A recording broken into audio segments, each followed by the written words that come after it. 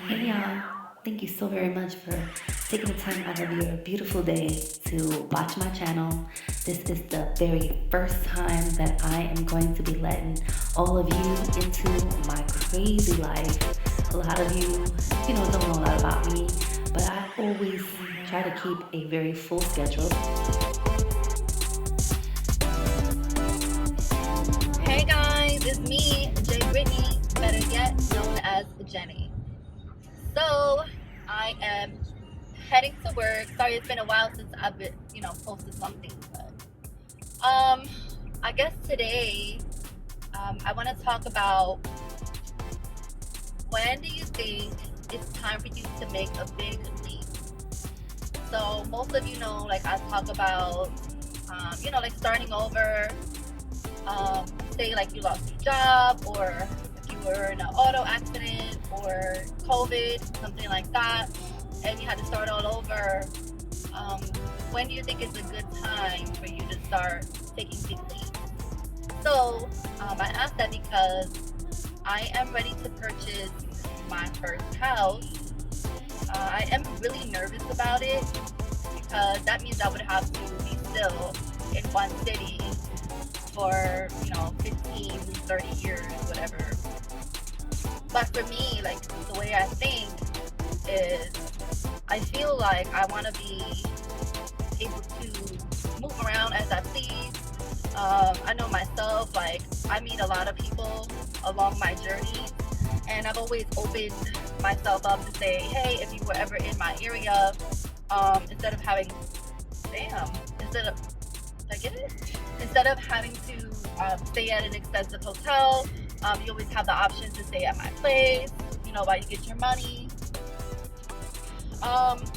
And I just kind of like want to open up that era to say, like, kind of like the Airbnb, but not having to pay like every day, something like that. So I'm thinking that my first house, I want to get close to work, which means it's going to be in Maryland. That's what I'm thinking. Or Virginia, Northern Virginia. So I'm torn between those two. Like, of course I love DC, but the cost that it would cost me for a 2-car garage in DC, we're talking like a couple mil. So I mean, unless something happens between today and like a few months from now, then yeah, that's okay. So that's kind of like where my mind is right now. Is when do you think is a good time to say, you know what, I'm gonna go to the mortgage lenders and see what I qualify for. I'm still at the transition of, I'm still in school, so I just have to put down $800 for one class at a community college. Imagine that. Like, I don't know why, for some reason I thought community college was like cheaper to take classes. I mean, it is compared to the private school that I'm in. I think the private school, one class is $3,000. So I mean, I guess it is a difference from $3,000 compared to $800 for one class, but that's still kind of high. But I'm looking at it, and that guy has a nice car. Let me show you what that looks like. Figure out how to turn this around.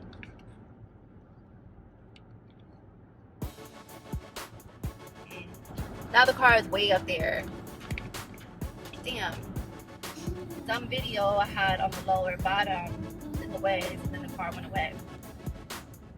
So anyway, that is where my mind is. I promised myself that I can buy myself a new luxury bag after I buy my first place. So I've been walking around with this little straw bag for the summer, but in a couple of months it's about to be fall, and I need a durable bag that I can possibly keep, like my planner, my makeup bag, my wallet, what girls keep in their bags, on top of my school stuff. And I like to read books often, so a bag that I can keep all that stuff. So I mean, that's where we are right now. So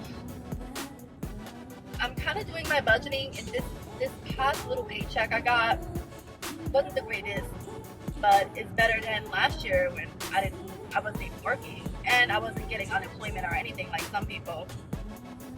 So it was a decent paycheck, and I had so many bills that I had to take care of because I had to pay for school. I had to put my deposit down. And I just feel like I have all around like a lot of bills. So most of you know I just recently purchased this car. So I'm trying to refinance it for a better interest rate because it's kind of high, and they talk about having, they calculate your debt to income ratio. Now I'm pretty sure a lender, as far as a mortgage company, is going to look at what I pay for this vehicle and the interest that I pay, and I'm probably going to be penalized for it. And I promised myself that I was going to wait for everything to be like top notch as far as my interest, my credit. I wanted it to be like top notch. So I almost feel like I need to give myself maybe another 6 months. And even though like I hate not being in my own like space, my own like space that I can do my investments in, I know that I'm going to get there, and I know that it's going to be like perfect. So I'm just keeping that in my mind, like, okay, pay down everything that you got to pay down, and let people help you. And so that's where we're at. In a couple of weeks, I will be starting back into my program. Yeah, so that's about it. I didn't mean to say twice, but yeah, it came out like that. I guess let me know what you guys think as far as how did you know that you were ready to purchase your first house or your first business, and how do you go about building your business? That's what I'm trying to figure out right now. Alright guys, take care.